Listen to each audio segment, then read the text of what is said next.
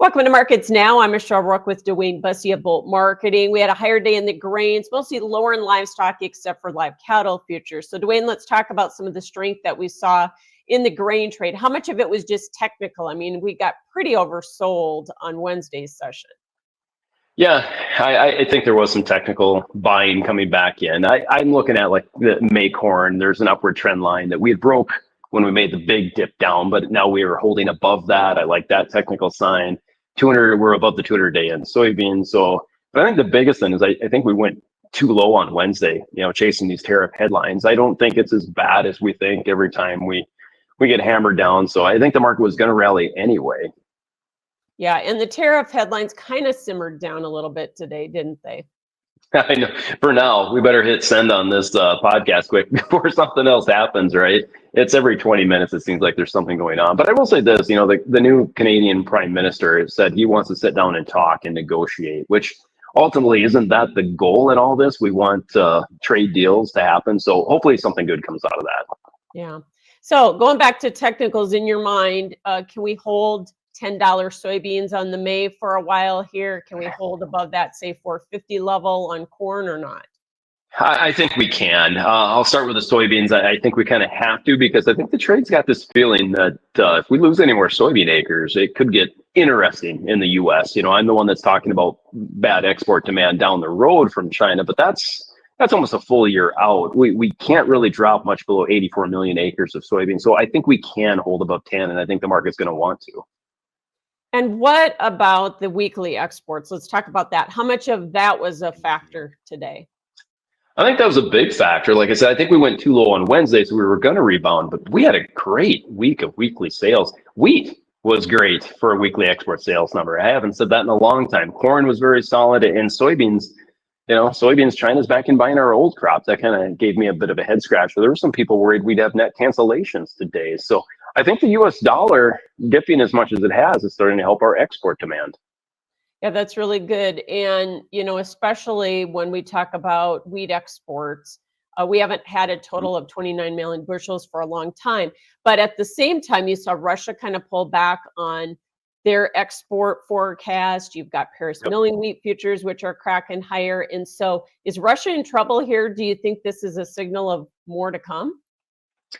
I think it sure could be, but I think we have to be very careful to not shoot up quickly on these futures market and price us right back out of the market again. The wheat market loves to do that. We've been dying for good news, and everyone wants to buy the low here. But no, Russia, I do think they're definitely going to be off year over year. How much is a huge question. The problem is Australia and Argentina have large crops that might kind of just offset Russia's losses. So let's talk about South America from a corn and soybean perspective. We did get some new forecasts out for both Argentina and Brazil crops here this morning, didn't we? Yeah. Rosario lowered what they think is coming out of Argentina. So that was maybe a little bit friendly to the market, especially maybe the soybean meal market. But then CONAB came out and they raised the forecast for Brazil's corn and for their soybean crop. That didn't feel like that had much of an effect today. Maybe it's just because everyone's just coming to peace with the fact that there's a large crop of soybeans in Brazil. I mean, I think we've known that for a while. Harvest is almost complete, right? Well, and the CONAB number is well under the privates, and actually it's under USDA's 169 too, isn't it? Right. So therefore, it's not really that much of a bearish number, is it? I mean, either way, what was it last year? 158 in Brazil. So it's still a very large crop that we're going to have to handle with in the world stock situation going forward. So let's talk about the next couple of weeks. The next possibility of tariffs comes up on April 2nd. And right before that, you have the big quarterly stocks and the acreage reports. What do we do going into those reports, do you think? I think the market chops around a lot going into it. I'm one that I believe the corn acres are going to be even higher than our current forecast from USDA. I'm at 95.5. And I'm just like maybe 500,000 lower on beans. So let's just say I'm right and the quarterly stocks comes in with the trade estimate. Those estimates I just put out there would probably make for a lower corn market in the short term, and actually a nice little spike in soybeans as people start to fear that we're losing too many acres. But as that rally would move forward into April, I'd actually say that's probably your opportunity to sell new crop soybeans. Because I think in the end, the acres are fine. I think we'll have less prevent plant, so I think we'll have plenty of acres. I'm just very fearful of demand moving forward. Right. And spring wheat probably loses some acres too, you think, even though we're at a pretty low number? I agree. I think it loses acre. There's more and more producers that I talk to out here from southern Minnesota, the Dakotas, that it didn't raise a lot of wheat, but boy, last year really hit them in the gut. Kind of. They had a good wheat crop and then had falling numbers. I've heard so many people say they're just done with wheat. So you got your diehards that are going to keep it going, but a lot of the smaller producers are just done with it. And I think those acres kind of add up. And what about quarterly stocks? Because we do have the possibility that quarterly stocks on corn could be well under what we had maybe even a year ago. Farmers have done a lot of selling, but does it offset a larger acreage number? Probably not the day of, maybe the next day after or going into April. And that seems like how this report always goes. It's the planning intentions report, get the headline and probably the trade, but the quarterly stocks are really the bigger report that comes out. And I agree with you, for as far as corn, our demand's been really solid, and it still goes back to how big was that corn crop. And lately we've been dipping lower, USDA has, with the yield on it. So it wouldn't shock me at all to have a lower quarterly stocks number than the trade is thinking, and that would just make me more friendly corn for the long term. I'm not even worried about if we plant all these acres. We still need to grow the crop, and one weather scare, there's already people talking drought 25, and we could have a nice rally and take out the February highs. So let's talk about the cattle market. New highs for the move today in the live cattle. Feeders made another round of contract highs all the way down the board and then kind of reversed. Is that a top in the feeder market, do you think? Boy, I mean, that's the $1 million question. I've been caught saying yes, that's the top before in cattle and been burned, obviously, but right now today it's hard to call it, but it sure looks like it could be. And the reason I say it is because how we finished well off the highs.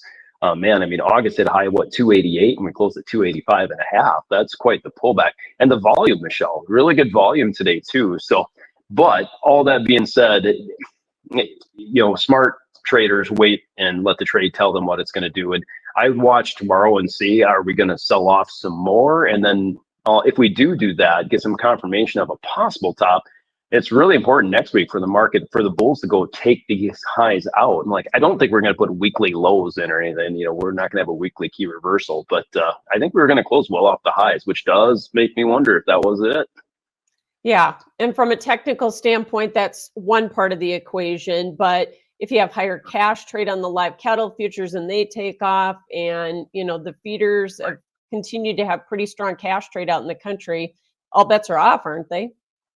Yeah, absolutely. I will say this, at least on the feeder market side, the feeder futures I feel are above cash now. The cash market up here in my area is still great. We're probably some of the highest cash in the country, but it's cooling off just a little bit. The futures maybe got too far ahead of it. Now on the live cattle side, like you mentioned, I think cash cattle will trade higher this week, and the board doesn't have this crazy premium to cash, so the live cattle board should hang in there better than feeders. Okay. And we are continuing to kind of trade the tariff situation in that beef or that cattle market too, aren't we? Yeah, for sure. Bullish and bearish. There's a different article every day. For the most part, when you talk tariffs, Canada and Mexico, it's going to be friendly for the cattle market and bearish for the pork side of things. But like I said, if we can get a deal with Canada, I think lean hogs could rebound then too. All right, but hogs down today. How much of that was the fact that we had a marketing year low on pork exports this morning?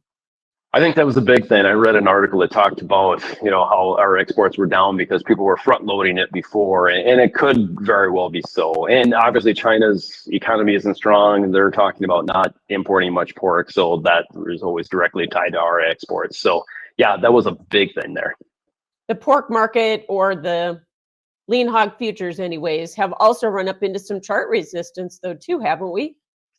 Yeah, they have. And I mean, that market, it seems like a $2 move anymore now that's a normal trading session. And the news is quiet. I don't get a lot of the inside news on the hog market, but technically it's in a downward trend, and it looks like it's going to stay there until we see something different. Now, you and I have talked before about all these possible disease pressures and issues we had in the US, and that could still come up in that June, July contract. And I think that's why they need to keep a little premium back there. I've been pretty impressed with how well the live cattle futures especially have held together with the recent correction in the stock market.